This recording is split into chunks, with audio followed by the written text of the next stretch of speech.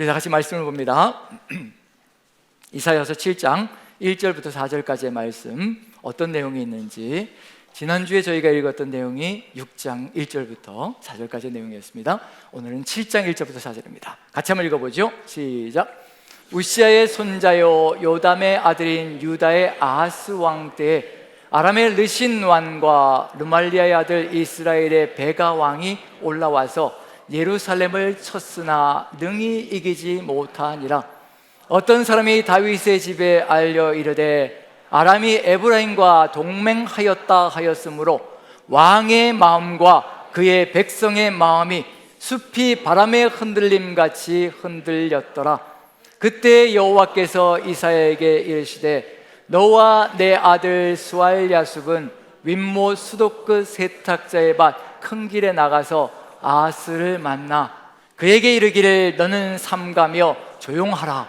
르신과 아람과 르말리아의 아들이 심히 노하할지라도 이들은 연기 나는 두 부지깽이 그루터기에 불과하니 두려워하지 말며 낙심하지 말라. 아멘, 아멘. 우리 하나님의 위로가 우리 안에 가득 들어차기를 간절히 축원드립니다. 두려워하지 말며 낙심하지 말라. 성경의 가장 많은 표현 중에 한 가지가 뭐냐면 두려워하지 말라는 하나님의 음성입니다. 우리가 얼마나 두려워하는 존재인지 알거든요. 어떤 분은 이렇게도 얘기합니다.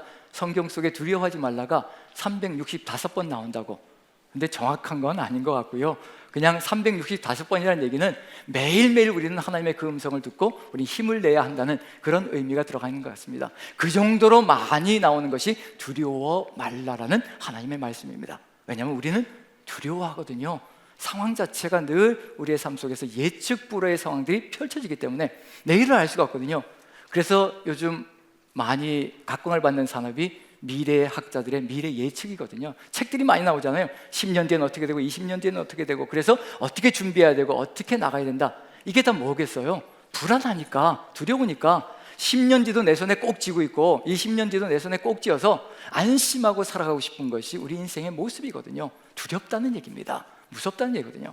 하나님도 그걸 아신다는 얘기입니다. 그래서 희망이 있다는 얘기고요. 그래서 끊임없이 성경 속에는요 사건 사고가 벌어집니다. 그게 우리 인생이라는 것을 알려주시는 겁니다. 우리는 사건 사고가 없기를 바라잖아요. 사건 사고가 없는 인생이 아니라요, 우리는 끊임없이 사건 사고를 만나게 되어 있습니다. 그 상황 속에서 우리가 어떻게 살아가야 될 것인가를 알려주는 것이 바로 하나님의 말씀이기 때문에 우리는 어떤 상황이든지 이겨낼 수 있는 존재가 될 수 있다는 것. 지금 급박하게 시간이 흘러가고 있거든요. 지난주 6장 1절부터 4절까지가 우시아 왕이 죽던 해였거든요. 우시아 왕이 죽던 해. 근데 급박하게 한 장 차이로 우시아 왕이 죽고 우시아의 손자 요담의 아들 유다의 아하스 왕이 뒤를 이었습니다. 요담의 시절이 그냥 한 장 차이로 훅 지나가 버렸어요. 16년 통치했거든요. 그런데 훅 지나가 버렸습니다. 무슨 얘기일까요? 별로 다룰 것이 없다라는 의미가 됩니다. 이것처럼 안타까운 게 없거든요. 보여줄 것이 없다는 겁니다. 쓸 것이 없다는 것, 이것처럼 안타까운 게 없거든요. 아하스 왕의 이야기로 급박하게 한 장 차이로 넘어가 버렸습니다. 그런데 상황은 별로 좋지 않습니다. 이런 상황 속에서 우리가 어떻게 살아가야 될 것인가, 그게 이제 우리가 걸어가야 될 삶의 길이겠죠. 하나님께서는 우리에게 이사야서 41장 10절에 너무나 유명한 구절이죠. 두려워 말라, 내가 너와 함께함이니라. 놀라지 말라, 나는 내 하나님이 됨이니라. 내가 너를 도와주리라, 참으로 너를 붙들리라. 그리고 나의 의로운 오른손으로 너를 붙들리라라고 강조해 주시거든요. 내가 너를 굳세게 하리라, 참으로 너를 도와주리라, 참으로 나의 의로운 오른손으로 너를 붙들리라. 참으로까지 집어넣습니다. 하나님이 이 말을 집어넣으실 필요가 없거든요. 하나님의 말씀은 진리이기 때문에요, 그냥 말씀하시면 되는 거예요. 근데 참으로 너를 도와주리라, 참으로 나의 의로운 오른손으로 너를 붙들리라. 왜 하나님이 참으로까지 넣어야 될까요? 우리가 그 정도로 믿지 않는다는 겁니다. 오직 의인은 믿음으로 산다라고 하는데, 오직 의인은 믿음으로 사는 것인데 우리가 믿지 못하기 때문에 하나님께서 참으로까지 넣어서 전능하신 하나님께서 확증까지 주시는 것이 우리의 삶의 여정이거든요. 그럼 우리는 뭐라고 해야 될까요? 하나님께서 두려워하지 말라, 놀라지 말라, 내가 너와 함께한다, 내가 너를 돕는다, 굳세게 한다, 의로운 오른손으로 붙든다 라고 얘기하시면 우리는 뭐라고 대답해야 될까요? 아멘. 그렇죠. 바로 그겁니다. 아멘으로 응답하는 겁니다. 아멘은 무슨 뜻이냐면요, 내가 믿습니다, 신뢰합니다, 분명히 그렇게 이루어질 줄로 저는 확신합니다. 그게 아멘이라는 히브리어 단어의 뜻입니다. 그래서 우리 기도자가 기도할 때 맨 마지막에 뭐라고 하나요? 같이 아멘 하지요. 이대로 이루어 주실 줄로 믿습니다. 근데 우리는 맨 마지막에만 아멘 하는 것이 아니라 믿음이 점점 좋아지면 어떻게 될까요? 한 문장 할 때 아멘, 한 문장 할 때 아멘, 그렇게 하잖아요. 그대로 이루어지이다, 이루어지이다, 내가 믿습니다, 신뢰합니다, 확신합니다. 그래서 아멘으로 응답하는 것, 이것이 무슨 일이 벌어질 것인가? 우리가 아멘으로 믿습니다라고 응답하면요, 하나님께서 어떻게 해주실까요? 그래, 네가 나를 믿는구나, 그 믿음대로 내가 이루어주마, 내가 그 아멘을 이루어주마 라고 결단하시며 우리를 이끌어 가시는 분이 바로 하나님이시라는 겁니다. 그래서 아멘이 참 소중하거든요. 근데 어떤 분이 저한테 이런 말씀 하시는 거예요. 목사님, 설교하실 때 아멘 좀 할 수 있게 조금 끊어서 가시면 좋겠습니다. 저도 아멘을 좀 하고 싶은데 이게 연결이 돼버리니까 아멘을 놓쳐버립니다. 그래서 삼키게 됩니다. 그래서 저는 속으로 그랬어요. 아니, 굳이 뭐 그렇게 아멘을 하셔야 되나? 속으로 하시면 되지. 근데 아멘이 얼마나 중요한 건지, 우리의 고백이 얼마나 하나님을 기쁘게 하는 건지 하나님께서는 그걸 기다리신다는 거. 아멘으로 내가 믿습니다, 하나님 이 말씀대로 될 줄로 믿습니다, 그 고백을 우리 하나님은 정말 기뻐하신다는 얘기거든요. 그래서 오늘 제목은 이렇게 한번 정해봤습니다. 아멘 하면 아멘이 됩니다. 아멘인가요? 우린 뭐 다 됐네요. 더 이상 말씀드릴 것도 없겠네요. 아멘 하면 아멘이 됩니다. 우리가 아멘으로 믿습니다라고, 하나님이 하실 것을 우리가 믿습니다라고 확고하게 우리의 믿음을 올려드리면 누가 이루어주신다는 얘기예요. 그래, 내가 네 아멘을 아멘이 되게 만들어주마. 우리가 아멘하면 하나님께서 아멘을 이루어주신다는 겁니다. 그 믿음을 가지고 우리가 나간다면요, 아하스의 시절도 이겨낼 수 있고 극복할 수 있거든요. 아하스의 이야기는 남의 이야기가 아니라 바로 저의 이야기고 우리의 이야기입니다. 환난과 역경은 끊임없이 밀려옵니다. 그 환난과 역경 속에서 어디를 바라봐야 될 것인가, 그것이 아멘으로 응답할 수 있는 유일한 길이거든요. 그걸 깨닫게 해주시고 보여주시고 알려주시는 것이 우리 하나님의 마음이십니다. 오늘 본문을 한번 들어가 보죠. 아하스가 아멘할 수 있는 상황인가 한번 보시죠. 다시 한번 더 1절을 같이 한번 읽어봅니다. 1절 같이 시작. 우시아의 손자요 요담의 아들인 유다의 아하스 왕 때에 아람의 르신 왕과 르말리아의 아들 이스라엘의 베가 왕이 올라와서 예루살렘을 쳤으나 능히 이기지 못하니라. 위기 상황입니다. 세상이 연합을 해가지고 공격해 들어오기 시작합니다. 아람과 북이스라엘이 연합을 했습니다. 그리고 동맹을 맺어서 남유다를 치러 들어오기 시작하는 겁니다. 왜 치러 오는가? 지금 더 북쪽에 있는 아시리아라는 강대국이 일어나고 있는 중입니다. 일어나서 점점 남진 정책으로요 정복을 하기 시작합니다. 바로 그 밑에가 아람이고요, 그 밑에가 북이스라엘이거든요. 아람과 북이스라엘이 이러다가 우리가 죽겠구나, 그래서 두 나라가 동맹을 맺었습니다. 우리가 힘을 합쳐서 아시리아를 한번 쳐보자. 근데 중요한 것은 뭐냐면요, 아시리아를 일으킨 이유가 있거든요. 하나님의 백성을 징계하시고 하나님의 백성을 징계를 통하여서 회개하게 만드시려고 아시리아를 들어 쓰시는 거거든요. 그런데 하나님의 그 역사를 다 거부하는 겁니다. 우리가 힘을 모아서 하나님의 역사고 뭐고 다 집어치우고 다 무너뜨려 버리겠다. 북이스라엘은 하나님의 백성이거든요. 자신들의 죄를 징계하기 위해서 회개시키려고 북이스라엘, 아시리아를 통해서 징계하시는 것인데도 상관없습니다. 하나님의 뜻을 받들려고 하지 않습니다.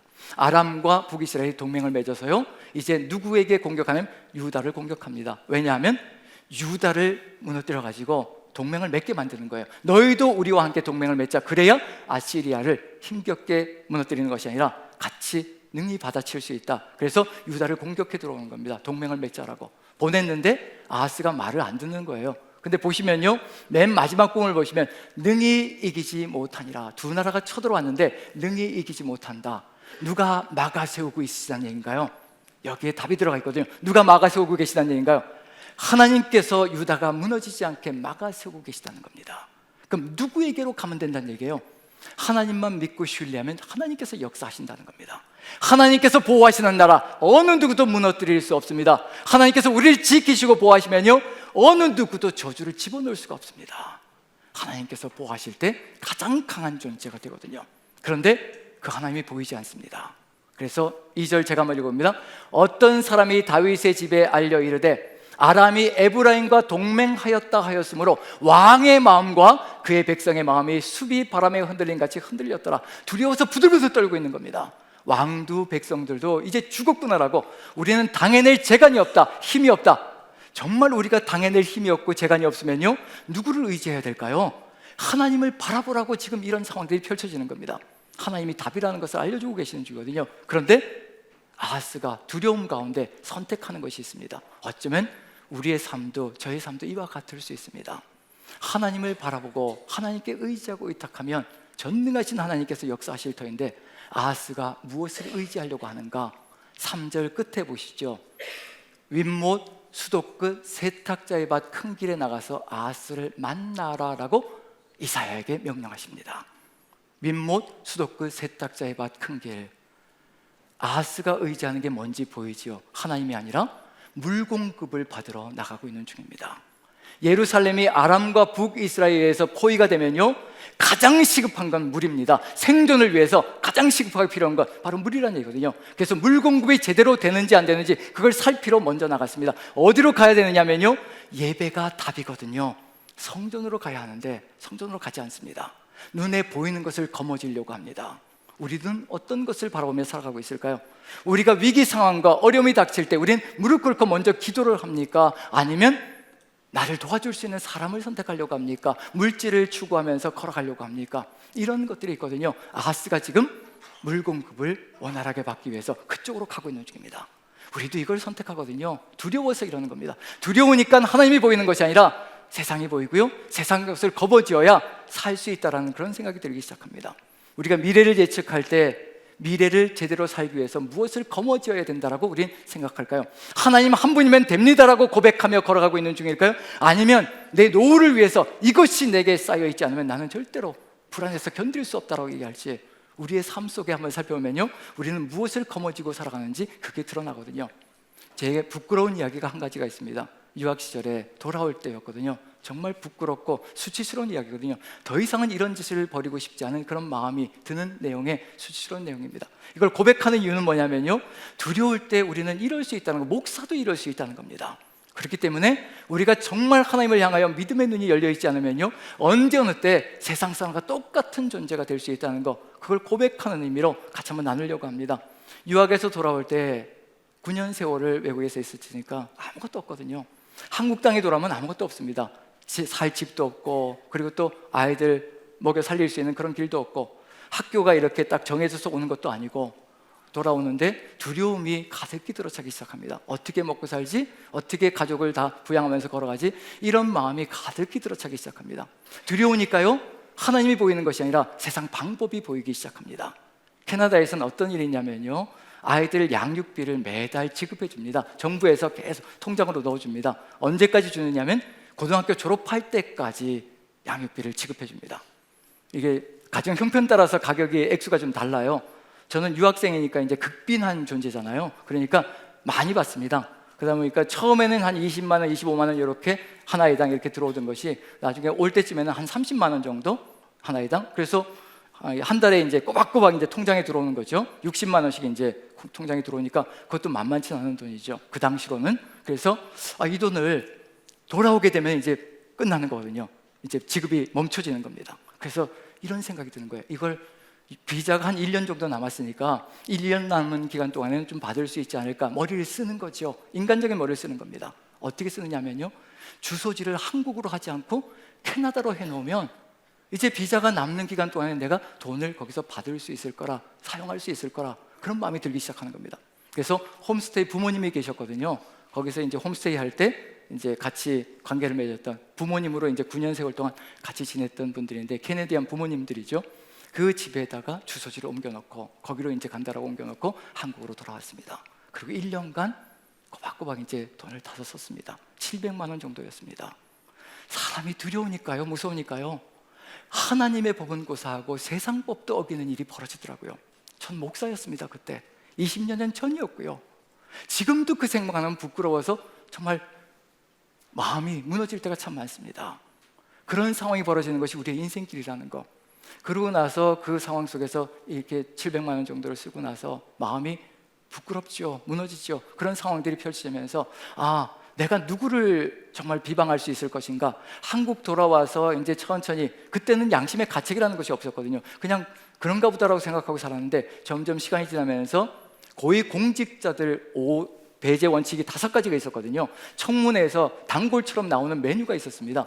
고위공직자는 이런 짓을 저지른 사람은 고위공직자에서 배제되어진다. 그 중에 단골 메뉴로 등장하는 게 위장전입이 있더라고요. 제가 한 짓이 위장전입이더라고요. 그래서 저는 고위공직자가 될 수가 없습니다. 그걸 조사하면 그게 금방 드러날 수 있기 때문에 위장전입이더라고요. 제가 이득을 보기 위해서 주소지를 옮겨놓고 이렇게 살아가는 거, 그거 보면서 세상 사람들이 살아가는 방식을 제가 취했구나.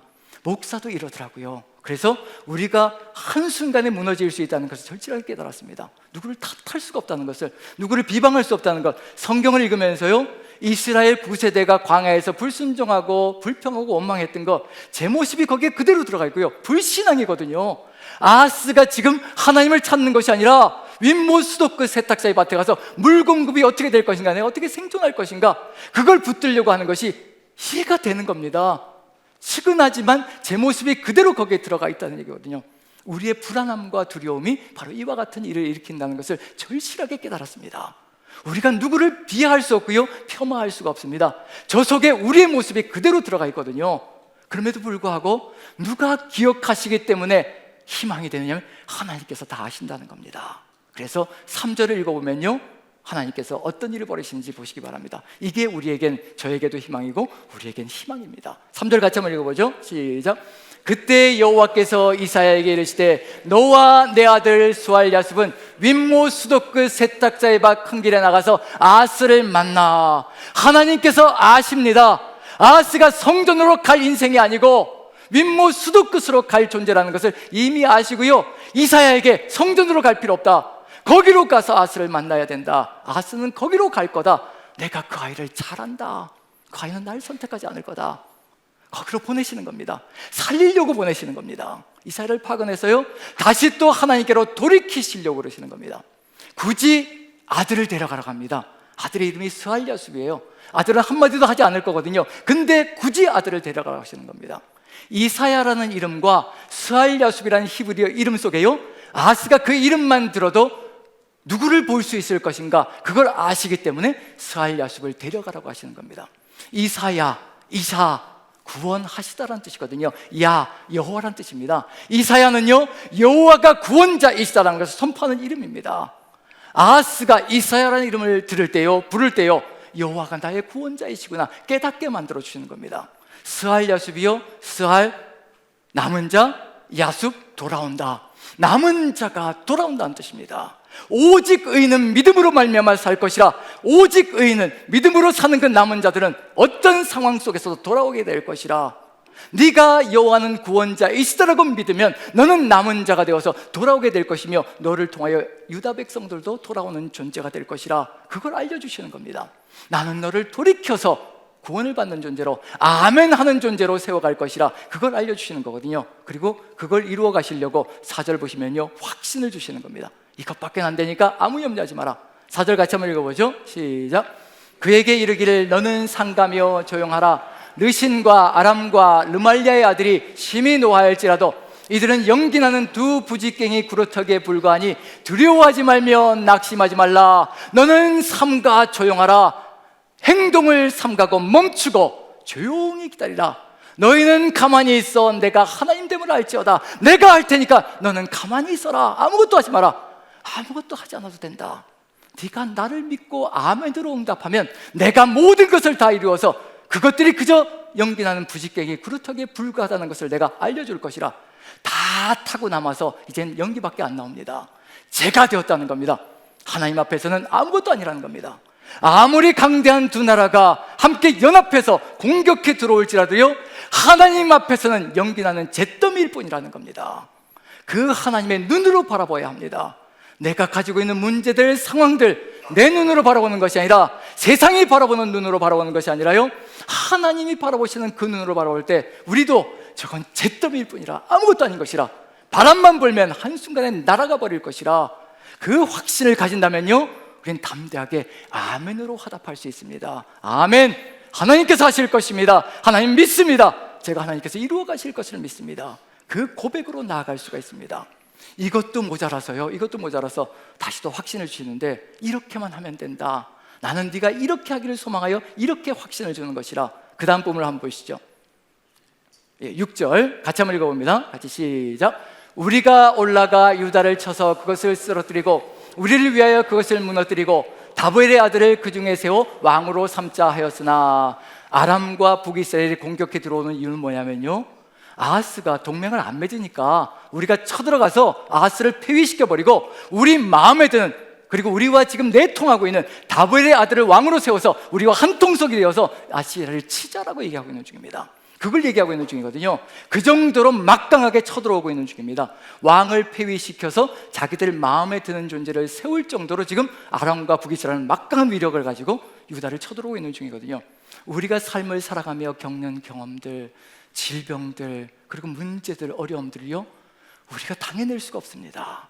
당해낼 수 없는 것들을 우리에게 보내시는 겁니다. 왜 그러냐면요, 하나님만 바라보라고 그러는 겁니다. 내가 당해낼 수 없는 문제가 나에게 엄습해 들어올 때마다 우리 힘으로 살아갈 수 있는 존재가 아니라는 것을 고백하라는 얘기입니다. 그리고 하나님만 의지하라는 얘기입니다. 그 하나님을 붙들 때 하나님께서 역사하시거든요. 주 여호와의 말씀이 그 일은 서지 못하며 이루어지지 못하리라. 내가 이미 결정하였다. 절대로 그들이 이기지 못할 것이라는 것을 내가 결정하였다. 뭐만 하면 되는 건가요? 이 하나님만 바라보면 되는 겁니다. 성전에서 무릎 꿇고 주님만 경배합니다. 주님만 믿습니다. 그것 하나면 되거든요. 그걸 위해서 하나님께서 역사하시고 계시는 중입니다. 8절 이렇게 얘기합니다. 같이 한번 읽어보죠. 시작. 대저 아람의 머리는 다메섹이요 다메섹의 머리는 르신이며 65년 대 에브라임이 패망하여 다시는 나라를 이루지 못할 것이며. 한번 보십시오. 하나님이 뭐라고 얘기하시나요? 아람 그 강대국이냐? 아람의 머리는 다메섹일 뿐이고 그 다메섹이라는 수도의 머리는 그저 한 인간일 뿐이라는 겁니다. 인생일 뿐이라는 겁니다. 코에서 호흡이 사라지면 그 순간에 무너져 버리는 인생을 두려워할 필요가 뭐가 있겠느냐? 하나님과 인간을 비교할 때 감히 인생이 어찌 하나님 앞에 서겠습니까? 그저 한 인생일 뿐인 걸 두려워하면서 무서워 떠느냐? 65년 내에 북이스라엘도 끝장나 버리고 말 것이라. 정말 12년 만에요, 아시리아의 북이스라엘이 무너지고요, 그 다음에 그 북이스라엘이 혼합 족속이 되어서 역사 속에서 사라지는 것이 바로 65년 걸리는 겁니다. 하나님은 다 보고 계십니다. 다 아십니다. 미래를 다 아시거든요. 내가 다 미래를 쥐고 있다 얘야. 65년 내 모든 것이 끝장나는데 네가 그 길을 걸어가며 두려워하겠느냐? 누구를 따라가야 될까요? 다 아시는 하나님을 따라가야 될까요? 아무것도 모르는 인생들을 따라가야 될까요? 모든 것이 다 결정되어 있습니다. 우리 하나님 손에 있다는 얘기거든요. 그리고 9절 보시면 이렇게만 하라는 겁니다. 같이 한번 읽어봅니다. 시작. 에브라임의 머리는 사마리아요 사마리아의 머리는 르말리아의 아들이니 만일 너희가 굳게 믿지 않으면 너희는 굳게 서지 못하리라 하시니라. 에브라임 북이스라엘의 머리는 사마리아 수도이고 그 사마리아 수도의 머리는 그저 르말리아의 아들일 뿐이라, 배가일 뿐이라. 그것도 인생이라는 겁니다. 아무것도 염려하지 말라는 겁니다. 그러니 뭐만 하라는 얘기인가요? 너희는 굳게 믿지 않으면 절대로 굳게 서지 못하리라. 무슨 얘기일까요? 너희가 굳게 믿으면, 나를 굳게 믿으면 너희가 굳게 서게 될 것이라는 그런 말씀을 드리는 겁니다. 자, 그럼 여기서 굳게 믿다, 여러분들에게 어떤 단어일까요? 답은 이미 다 알려드렸습니다. 시작부터. 어떤 단어? 굳게 믿다 어떤 단어일까요? 아멘입니다. 너희가 아멘으로 응답하면 어떻게 하시겠다는 건가요? 굳게 서게, 아멘이 되게 만들어줄 것이라. 굳게 서다가 어떤 단어일까요? 예, 아멘. 예, 또 아멘 하시면 되는 거예요. 다른 거 필요 없습니다. 똑같은 단어입니다.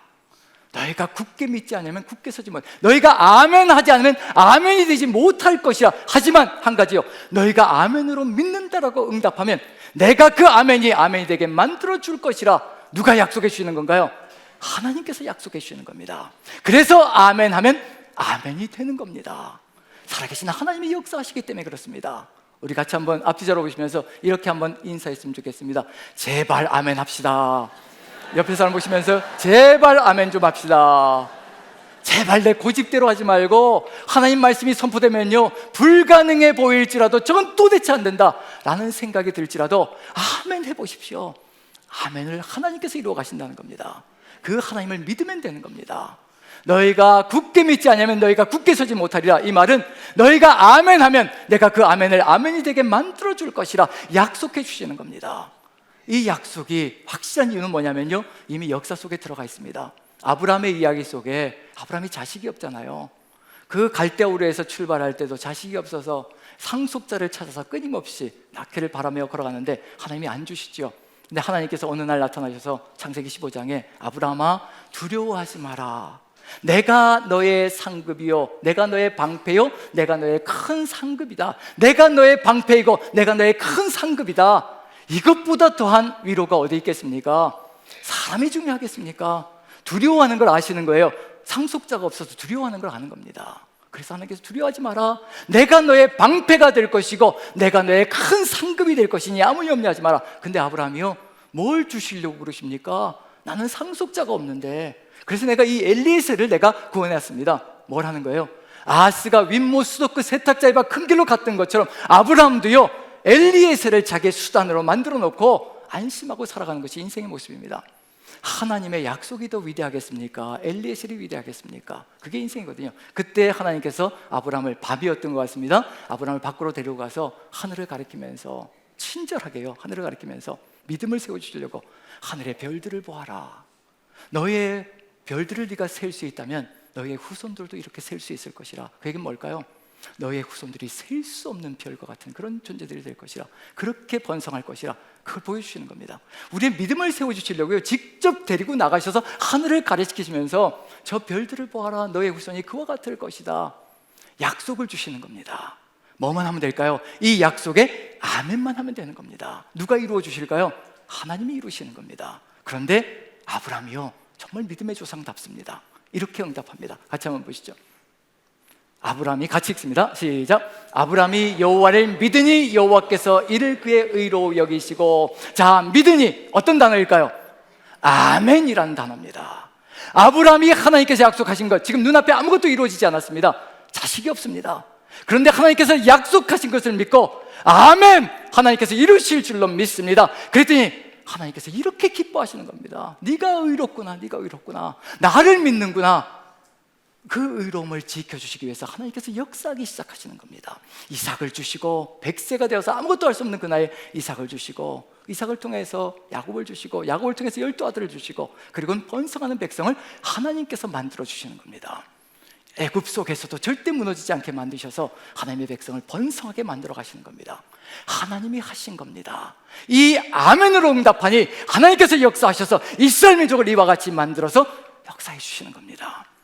제 삶 속에 우리 남산교회 부임하기 전이 1년 전인 것 같습니다. 자꾸 찔림을 주시는 겁니다. 얘야, 그거 해결하고 싶다. 네가 했던 그 저질렀던 그 일을 내가 해결하길 원한다. 자꾸 찔림을 주시는 겁니다. 마음속에 그 700만 원에 대한 그 일, 그 위장전입으로 이루었던 그 일, 자꾸 찔림을 주시는 겁니다. 하나님 왜 이러십니까? 제 상황과 사정을 아시지 않습니까? 그리고 하나님께서 나는 네가 그것을 해결하길 정말 원한다. 하나님은 아셨다는 것을 제가 이제서야 느낍니다. 뭘 아셨느냐면요, 1년 뒤에 남산교회로 부임할 것이라는 것을 저는 몰랐는데 하나님은 다 아시고 계셨던 것 같습니다. 부임하기 전에 다 해결하고 깨끗하게 해결하고 오시기를 소망하셨다는 것이 하나님의 마음이었다는 것을 제가 깨닫습니다. 그런 마음을 주셔서 하나님, 저도 정말 이걸 해결하고 싶습니다. 깨끗하게 해결하기를 간절히 소망합니다. 아멘입니다. 하나님, 그 일을 저도 하고 싶습니다. 동의합니다. 근데 하나님 아시지요? 제가 시간 강사로 살아가면서 성경 강의에서 겨우 근근히 한 달을 먹고 사는 자녀들을 키우고 있는 상황입니다. 그 돈을, 목돈을 낼 수가 없습니다. 어떻게 그걸 할 수가 있겠습니까? 그랬더니 하나님께서 침묵을 잠시 지키시더니 이렇게 끝나는가 싶었는데 어느 날 전화가 왔습니다. 전화가 한 통 왔는데 중년의 자매님이셨어요. 성경 강의를 듣는 자매님이셨어요. 그래서 이런 얘기를 하시는 겁니다. 목사님, 저희 남편이 정말 회사 직장에서 열심히 일을 했는데 그동안 예우를 제대로 못 받았어요. 그래서 늘 마음이 아팠는데 하나님께서 제 기도를, 남편의 기도를 들으셨는지 하나님께서 이렇게 보너스를 좀 주셨습니다. 그래서 목사님이 생각나서 목사님을 좀 도우려고 합니다. 목사님 계좌번호를 알려주시면 저희가 좀 돕도록 하겠습니다. 아, 그래요, 감사합니다 하고 이제 계좌번호를 알려드렸죠. 그리고 보내셨다는 거예요. 보통 이렇게 되면 100만 원에서 200만 원 정도 이렇게 보내주시거든요. 그러면 이제 그거 가지고 한 달 또 이렇게 맞춰서 살아가고 그렇게 하는데, 아내에게 이제 보내셨다니까 아내에게 여보, 저 통장 좀 이렇게 조회해 보세요. 아내가 이렇게 막 돌리는데 듣고 또 눌러서 또 듣고 그러고 있어서, 아니 왜 그렇게 자꾸 들어요? 뭔가 이상해서 그래요. 얼마가 왔을까요? 네, 700만 원 보내주시면 저 유혹에 빠집니다. 요것도 어떻게 또 해볼까 이런 유혹이 들거든요. 2천만 원을 보내주셨어요. 3배 가까운 돈을 보내주신 겁니다. 저의 연약함까지 다 하시는 우리 하나님께서요, 3배 가까이 보내주셔서 너도 쓰고 너도 필요한 데 쓰고, 그리고 그렇게 잘못되어진 길을 봉합하는 것에 그것도 사용하거라. 하나님이 참 넉넉하시다는 거. 그래서 하나님께서 주신 그 돈을 가지고 700만 원을 딱 1차적으로 떼어서 개척교회, 그리고 또 필요한 곳으로 이렇게 보내고요, 그 다음에 또 남은 돈으로 이렇게 또 필요한 곳에 쓰고, 제가 그때 깨달았습니다. 아멘 하니까 하나님께서 아멘을 지켜주시는구나, 하나님께서 아멘을 이루어 가시는구나. 나는 그저 아멘 믿습니다, 하나님 이루어 가실 줄로 믿습니다, 하나님께서 하실 줄로 믿습니다 라고 아멘으로 응답하였을 뿐인데, 하나님께서 넉넉하게 보내주시면서 그 아멘을 아멘되게 만들어주시는 하나님이시라는 거, 그걸 깨닫고 나서 아멘이라는 신앙이 얼마나 소중한 것을 절실히 깨닫습니다. 하나님께서 아하스가 이 아멘으로 나아가게 하시려고 최선을 다하시거든요. 이렇게 말씀해 주시고, 그것도 모자라 가지고요, 이렇게까지 얘기해 주십니다. 이렇게까지 하십니다. 한번 보시죠. 7장입니다 11절 같이 한번 보시죠. 같이 시작. 너는 내 하나님 여호와께 한 징조를 구하되 깊은 데에서든지 높은 데에서든지 구하라 하시니, 네가 징조를 구하면, 확신 있게 선택할 수 있도록 징조를 구하면 내가 너에게 징조를 보여주겠다. 어떤 징조든지 다 너에게 주겠다. 네가 아멘 할 수만 있다면 내가 이 모든 것들을 다 이루어 갈 것이라. 그 아멘을 이루어 가시려고요, 하나님께서 얼마나 노력하시고 계시는지 보십시오. 이분이 하나님이십니다. 우리 아버지십니다. 절대로 우리를 놓치지 않으십니다. 버리지 않으십니다. 끝까지 붙드시고 우리의 삶의 여정을 인도해 가시는 분이 우리 살아계신 하나님 아버지이십니다. 우리의 상황이 어떤지 너무나 잘 아시거든요. 우리가 어떤 존재인지도 아십니다. 이렇게 한두 번 해서 넘어질 존재가 아니라는 것까지도 다 아시고 계십니다. 그래서 거듭 우리가 돌이킬 수 있도록 주님께서 역사하신다는 겁니다. 히스기야의 이야기 속에 오죽하면 히스기야에게도 징조를 주시는데요, 태양이 10도를 물러가는 거예요, 뒤로. 이게 어떻게 벌어질 수 있겠습니까? 태양이 10도를 뒤로 물러가는 거예요. 앞으로 나갔던. 그렇게까지 징조를 주시는 분이 하나님이십니다. 깊은 데든지 높은 데든지 어떤 것이든지 구하라. 태양이 멈추게 해달라고 하면 내가 멈추게 해줄 것이고, 이 시간 속에서 네가 원하는 것들을 내가 다 해줄 것이라. 그 약속을 하시는 겁니다. 어느 정도인지 짐작이 가시죠? 12절 같이 한번 읽어보죠. 아하스가, 시작. 아하스가 이르되 나는 구하지 아니하겠나이다, 나는 여호와를 시험하지 아니하겠나이다 한지라. 이게 좋은 믿음인 것 같지요? 이미 아시리아의 원병을 요청했습니다. 윗모 수도 끝 세탁자의 밭을 선택했고요, 아시리아에 나는 눈에 보이는 군대에 의지하겠다. 북이스라엘과 아람을 칠 수 있도록 내가 원병을 요청해서 내가 보물을 보내서 이미 아시리아의 원병을 요청해 놨거든요. 나는 이미 대안이 서 있으니까 염려 마십시오. 필요 없습니다. 이게 아하스란 존재입니다. 윗모 수도를 선택했고요, 아시리아는 인간을 선택하는 겁니다. 그게 인생이라는 겁니다. 그런데도 불구하고 우리 하나님 멈추지 않으십니다. 살리시려고 그러시는 거거든요. 13절 14절 같이 한번 읽어보죠. 시작. 이사야가 이르되 다윗의 집이여 원하건대 들을지어다. 너희가 사람을 괴롭히고서 그것을 작은 일로 여겨 또 나의 하나님을 괴롭히려 하느냐. 그러므로 주께서 친히 징조를 너희에게 주실 것이라. 보라, 처녀가 잉태하여 아들을 낳을 것이요 그 이름을 임마누엘이라 하리라. 내가 하나님이 우리와 함께 하신다. 임마누엘이 무슨 뜻인가요? 하나님이 우리와 함께 하신다. 내가 너와 함께 할 것이라. 끝까지 지킬 것이라. 돌이키게 하시려고 임마누엘 역사까지 약속해 주시는 겁니다. 사랑하는 여러분, 우리는 이미 임마누엘의 역사가요, 그 징조가 우리의 삶 속에 이루어졌습니다. 하나님께서 육신을 입으시고 우리에게 오셔서 우리와 함께 하시는 겁니다. 성령으로 내주하시는 겁니다. 우리는 징조 중에 징조를 누리고 있고요, 그 징조를 누리고 있으니 능히 하나님을 선택할 수 있는 힘과 능력이 있는 존재들입니다. 이제 우리가 해야 될 것은 다른 것이 아니라 윗모 수도를 택하는 것이 아니고요, 아시리아라는 인생을 택하는 것이 아니고요, 인간적인 수단과 방법을 택하는 것이 아니고 오직 하나님 한 분, 우리의 주권자 되시고 왕이 되시는 그 하나님을 붙들고 선택하는 겁니다. 우리에게 성령께서 함께 하셔서 인도해 가실 겁니다. 성령께서 우리의 삶을요, 하나님을 택하게 만드는 길로 이끌어 가실 것이라는 것을 마음에 새기며, 오늘 이 시간 우리 같이 한번 결단했으면 좋겠습니다. 우리는 하나님만 바라볼 것이라, 하나님만 택할 것이라, 그 결심을 가지고 같이 한번 기도하는 시간을 가졌으면 좋겠습니다. 우리 기도하는 마음으로요, 하나님 도와주시옵소서. 아버지, 우리가 인생길 속에서 아직도 다른 수단과 방법을 우리가 생각하고 있습니다. 아버지, 불쌍히 여겨주시옵소서. 눈에 보이지 않는 하나님을 믿으려 하니 너무 어렵고 힘겹습니다. 하나님 도와주시어서 오직 하나님만 바라볼 수 있게, 전능자 하나님, 그저 인생을 잿더미처럼 여기실 뿐이며 호흡이 끊어지면 아무것도 아닌 존재를 믿지 않게 만들어 가신 우리 하나님만 신뢰하게 도와주옵소서. 다 같이 한 목소리로 기도합니다. 사랑의 하나님, 우리 하나님께서 함께하여 주시어서 우리가 오직 주님만 바라볼 수 있게 도와주시옵소서. 주님만 신뢰하고 의지하게 도와주옵소서. 세상 것을 의지하지 않게 도와주옵소서. 잿더미같이 사라져버릴 것을, 바람에 불리면 날아가 버릴 것을, 그런 인생을 의지하지 않게 도와주시고 물질을 의지하지 않게 도와주시고 오직 하나님을 붙드는 예배자의 삶을 살아가게 도와주옵소서. 우리 주님께서 함께 하시고 인도해 가시며 이끌어 가실 줄로 믿고 우리 구주 예수 그리스도 귀하신 이름 받들어 기도합나이다. 아멘.